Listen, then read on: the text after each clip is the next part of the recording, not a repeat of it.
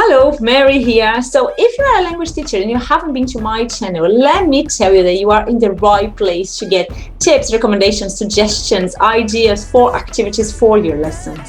And today I'm back here to share other 5 speaking activities with you.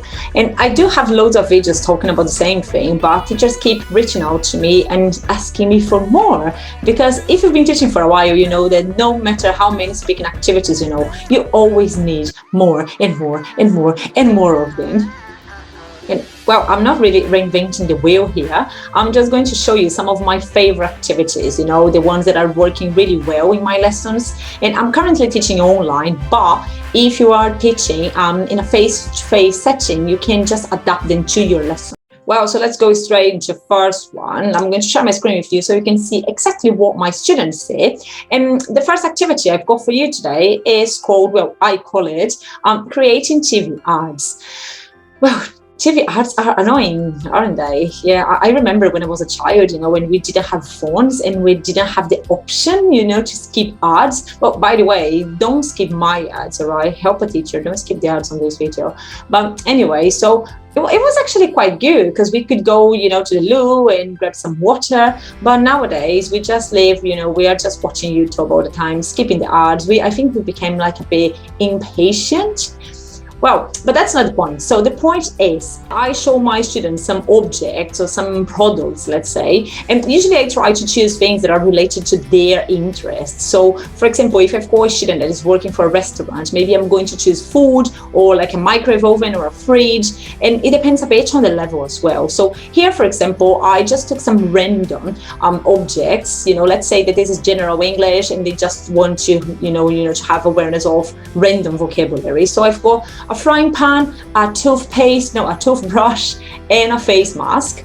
And the first thing I'm going to do is to talk about vocabulary here. So what do you see there? Maybe the student doesn't know how to say ladle. So we are going to talk a bit about the description of the photos and then give them specific time.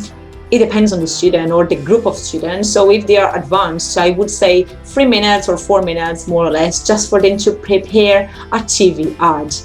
Okay, so what we are going to do after that is, obviously, they're going to prepare. We can talk a bit about slogans, and well, maybe you have to have like a very catchy phrase, or you can talk about the benefits of the product, but you really have to engage, you know, viewers, you know, you have to engage customers to buy your stuff.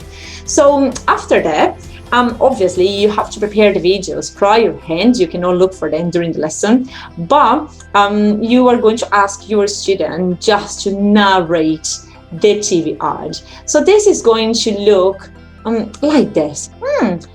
What about stopping for a minute to take care of yourself? Our face mask reduces wrinkles, improves elasticity, and renew and repair skin cells. Be great every day.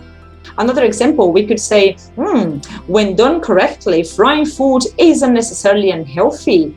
Pan frying is ideal for browning your food as it comes in contact with the surface. With our pan, you can expect a crispy golden top and a juicy center. And I really love these type of activities that you have. Students have to be creative and they have to be fast thinkers and to have critical thinking, you know, all these things, because these are transferable skills. You know, if they are looking for a job in the future, these for sure are skills that are going to help them. Well, the second activity, I call it impossible translation. So as you can see, I've got here some words, in this case in German, that cannot be translated into English. So I'm really sorry if you're German and these words are wrong. You know, I know nothing about German and I just Googled them. So basically, as you can see, you've got the words, and as they cannot be translated, you're going to ask your students to explain to you what they mean. And this is so nice, you know, it's so engaging, because some of the words, they've got like a very important meaning for them, but not having a word in English, they do try, you know, really hard to explain to you, and they can't understand, like, how is it possible that you don't have a word for this? So these are free. Well, I'm not going to try to pronounce them, okay, because I don't want to be ridiculous, but also treppens with something like that. And the thing is, if you can't understand the word, what you can do is ask you to give you like a description, so you can try to draw the word or draw the situation. So for example, look, I've got other examples here in Italian. Again, I don't speak Italian, but I will try. Gattara è spaghettata in pantofolaio, something like that. So apparently, Gattara is a woman that really likes cats, and actually she prefers being with cats, to being with humans.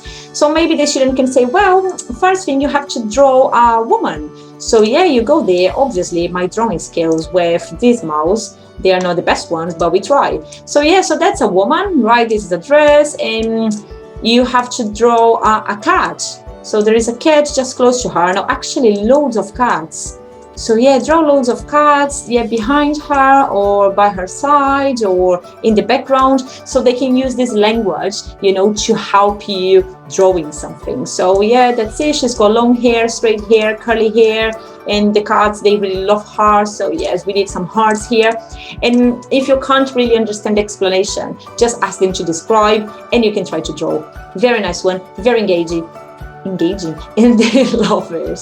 Right, so the third activity, I'm going to call it looking for a job. So in this scenario, you, the teacher, is the person looking for a job, and the student or students, they are going to be part of the HR office of a company that are looking for someone to fill a position. So in this case, for example, I chose the profession, the role of administrator. So you are going to give your students some minutes to think about the description of this job. So what are they looking for as a company?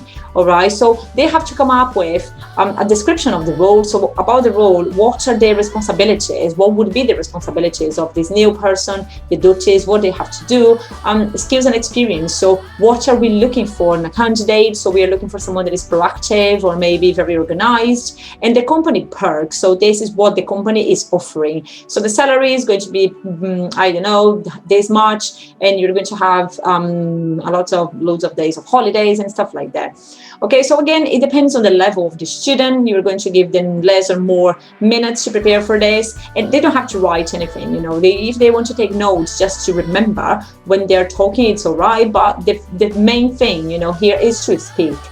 So once we've done that, this is very nice. They usually come up with loads of good words, or if they don't, you can help them and you can build this vocabulary together.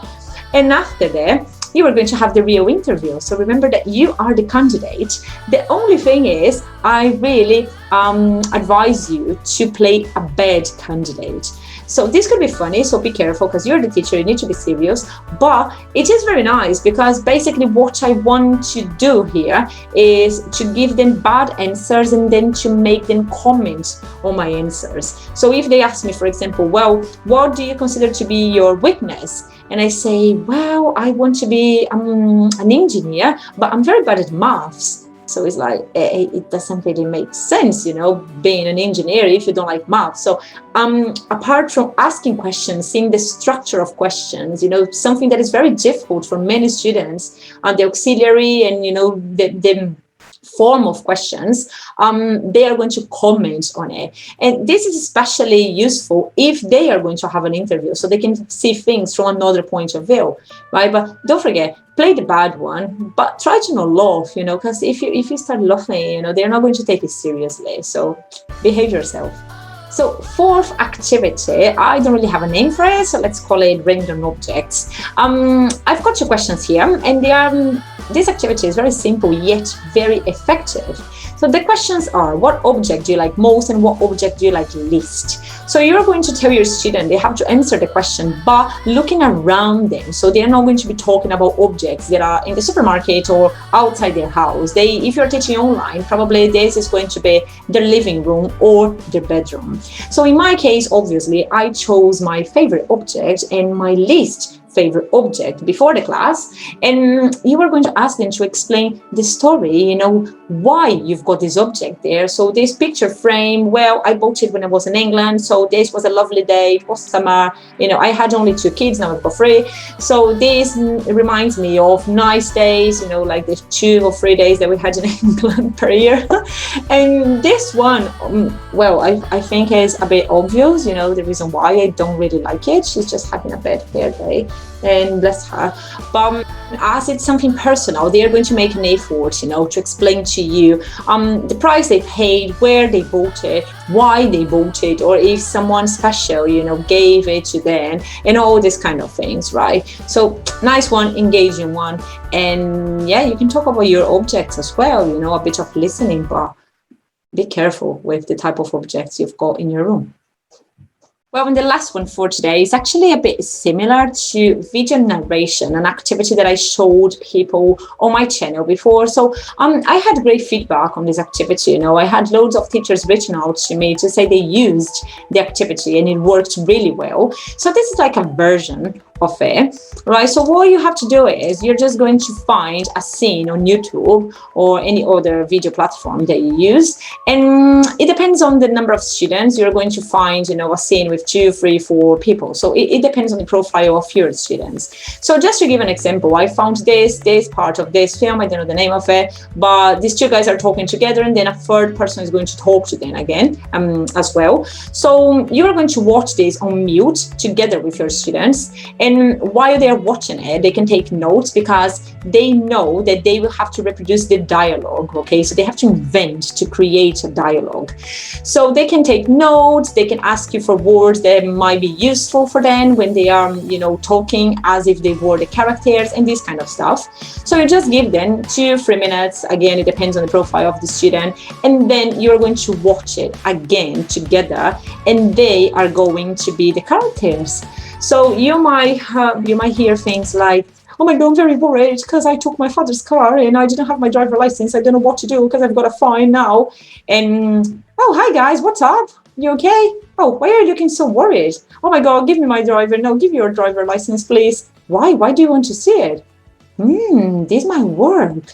Yes, so what do you think about it? Do you think we can use this? So I'm just being silly here, you know, so but this is the exercise, and it's nice because, again, you know, as I always say, this helps people to think fast and to have some critical thinking, you know, because in real life, they don't really have time to think about things they're going to say. So I really love this type of activities that they just want to go, you know, 2 minutes just for you to look into the words and just go, just do it. And it can be fun at the same time. It's very engaging. All right. And that's it for today, my beautiful human beings. So keep watching my videos because you make me happy. Right? So give me a thumbs up, comment below, subscribe to my channel. And if you've got any struggles, you know, if there are things that you would like me to talk about, just let me know. Happy teaching.